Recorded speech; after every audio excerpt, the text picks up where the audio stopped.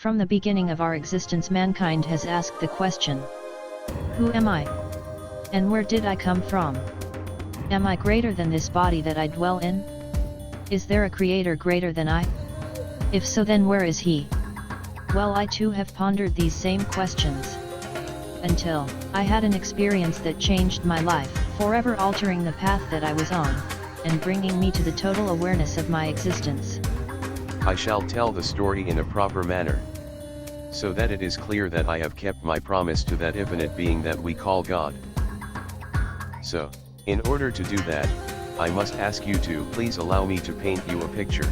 You see, it started when my back finally gave out from many years of jumping out of planes in the service of my country. I was prescribed powerful painkillers that led to an overdose. And there is where the wonders began, as I lay on that cold bathroom floor in tremendous abdominal pain and nausea. Then all of a sudden, the pain was gone and I could see my body on that, once cold bathroom floor. It wasn't cold anymore, because now I could feel nothing, for my spirit had separated from my body and soon after, swept through a tunnel of light. I was met by three beings who I now call the Watchers. They are ancient and eternal beings of light from the true light of creation. They are there to guide the souls that pass from this life to the next. They began showing me my whole life. And as I watched the scenes of my life unfold, I had the feeling that this was all for a purpose, and that there was a reason for my existence. There were no words spoken, only mental projections that I translated easily into my own comprehension. As I watched the scenes of my life, the Watchers would give a critique of sorts. If we viewed a scene that was good, like where I gave love to someone with kindness, then they would tell me that I did a good job in that situation.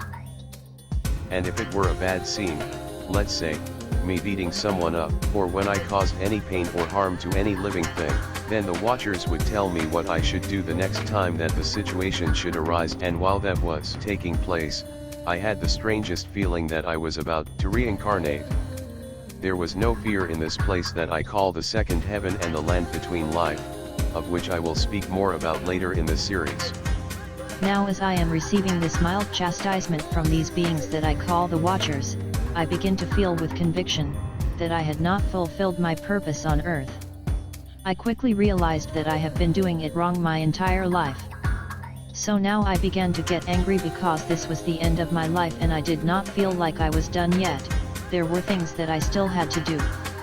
So when we finished viewing my life, I began to communicate with these Watchers my feelings. I said these words: "You sent me down there and you never showed me how to do it." I was referencing that they, or the creator or whoever is running the show, sent me to earth and they never showed me how to do it. Then I said, if I go with you, fine, because this is a wonderful feeling, and it was.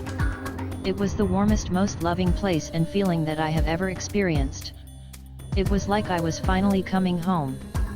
All the great things that you were told about the powerful love of God was there. I long for that feeling to this day.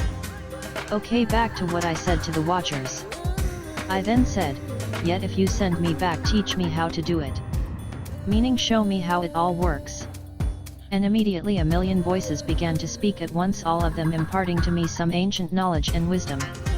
It was so overwhelming, and just as I thought to convey how overwhelming it was to the Watchers, they told me not to worry and that I will remember when I return.